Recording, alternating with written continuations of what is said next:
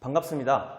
2023년 36중3 1학기 1차 지필평가 기출분석 및 해설 강의를 맡게 된 구주입의 한현우입니다.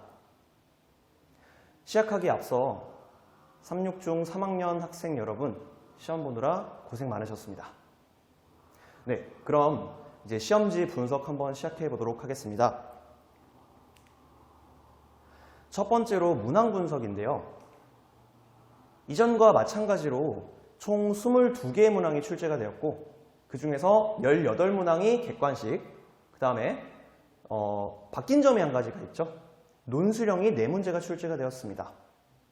기존에 서술형 시험이 앞에 2문제, 1번하고 2번 문제는 답만 적어도 됐던 시험이었던 반면 올해부터 코로나 이후 이제 최초로 논술형 4문제로 전환이 되는 시험이 되겠습니다.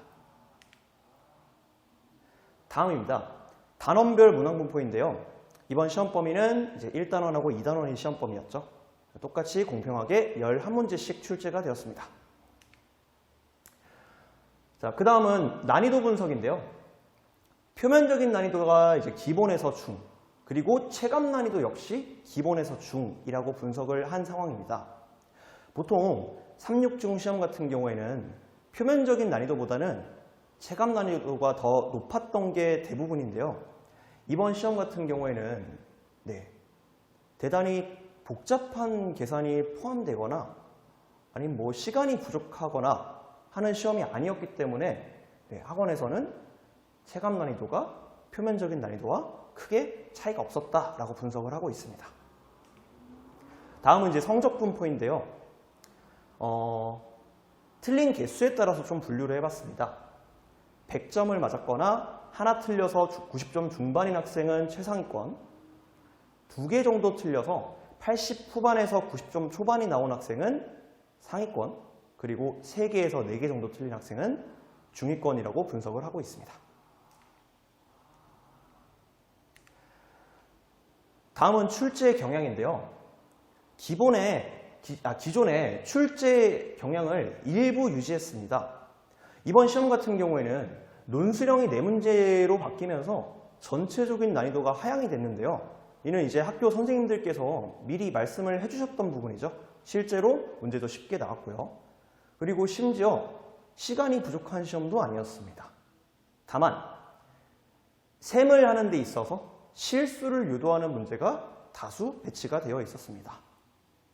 기존에 나왔던 그 작년하고 그 이전 시험 문제랑 좀 비교를 해드리자면 작년 같은 경우에는 극상 난이도가 없는 건 동일하고 중상 난이도 문제를 다수 배치함으로써 계산 실수 그리고 시간 부족을 야기했던 반면에 이번 시험은 난이도가 좀 많이 내려갔다라고 말씀을 드릴 수 있을 것 같습니다. 다음은 이제 학원에서 작성한 기출문항 분석표인데요. 저희 학원에서는 이제 총 22문제 중에서 기본 문제 2문항, 중난이도 문제, 응용이라고 하죠. 응용 문제 17문항, 그 다음에 심화 문제 3문항으로 분석을 하고 있습니다. 자, 그 중에서 체계적으로 계산이 필요한 문항을 좀 골라봤는데요. 이렇게 객관식 15번, 16번, 17번을 한번 선별해 보았습니다. 앞서 말씀드렸듯 대단히 계산이 어려운 문제는 아니었습니다. 하지만 하나하나씩 쭉 나열해가면서 문제를 계산하다 보니까 중간에 빼먹은 것들이 생기고 그런 것들을 배제하고 답을 선정을 하다 보니까 계산 실수가 많아서 오답이 나왔던 그런 문제들 위주로 좀 선정을 해봤는데요. 15번 문제 보시면 두 2차식이 있는데 공통인수를 갖게 하는 K값 중에서 가장 큰 값과 작은 값을 곱하는 문제입니다. 일단 첫 번째로 두 2차식을 인수분해를 해봤고요. 각각 1차식 2개로 인수분해가 되기 때문에 두 1차식 공통인수가 발생하기 위한 케이스는 여기서 2가지, 여기서 2가지, 총 4가지가 나오겠죠. 그래서 케이스를 이렇게 4가지로 체계적으로 좀 분류를 해보고 각각에 해당하는 K값을 구한 이후에 가장 큰 값인 3분의 5와 가장 작은 값인 2분의 1을 곱해서 거기다가 이제 마지막으로 6까지 곱해서 답을 5라고 써주시면 되겠습니다. 다음 16번 문항인데요. 이런 표현은 많이 봤었죠. 근호가 포함된 그 식의 체계에서 그 값이 자연수가 되기 위한 자연수 A, B 순서쌍의 개수를 구하시오.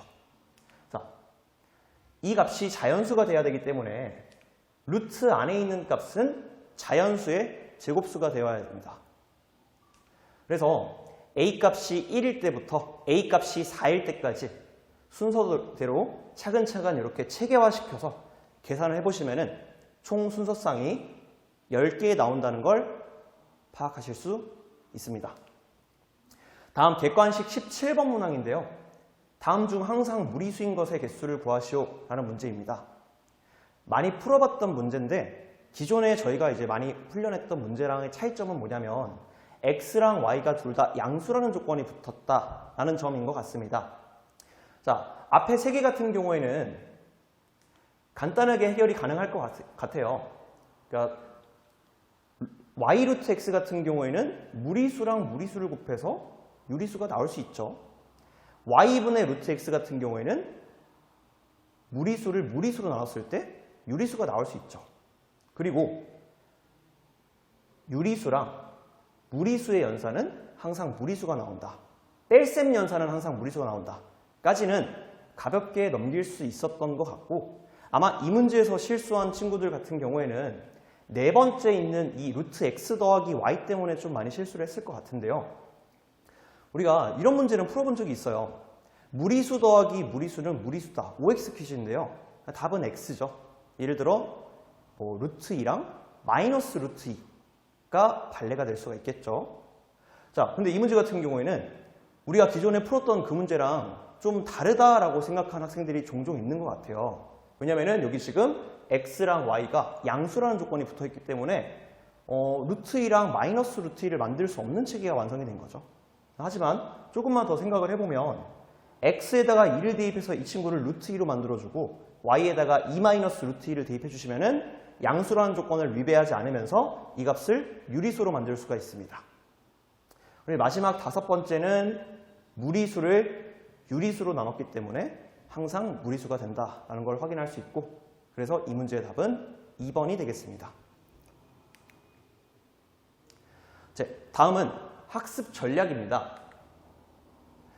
자, 시간이 부족하지도 않았고 난이도가 높지도 않은 시험이었음에도 불구하고 점수가 생각보다 안 나왔던 이유는 이 체계적으로 계산하는 그 능력의 부재였을 것이다 라고 생각이 드는데요. 계산은 다 마쳤지만 중간에 빼먹은 것들이 하나씩 생기던가 아니면은 더하는데 또는 곱하는데 이제 실수가 있었다던가 라는 것 때문에 본인이 예상했던 점수보다 조금 낮은 점수가 나온 친구들도 있었을 거라고 생각이 듭니다.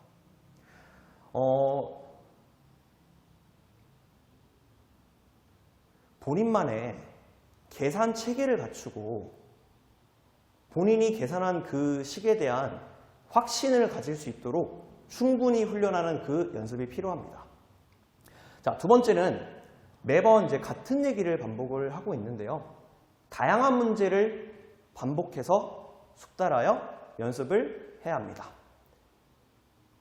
시험지에서 어떤 문제를 마주했을 때 이 문제가 뭐지? 라고 고민하는 순간 시간이 부족하겠죠. 그래서 다양한 문제를 많이 풀어보면서 연습하는 게 필요하고요. 그다음 마지막 세 번째는 이번 시험은 난이도가 그렇게 높지가 않았습니다.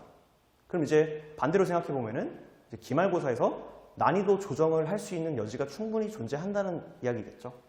그리고 3.6중 학교 이제 시험의 무게감이라는 게 있기 때문에 여전히 우리가 하던 대로 고난도 문제로 철저하게 시험 대비를 해야 될 것 같습니다. 네, 이상으로 3.6중 3학년 기출문항 분석 마치도록 하겠습니다. 감사합니다.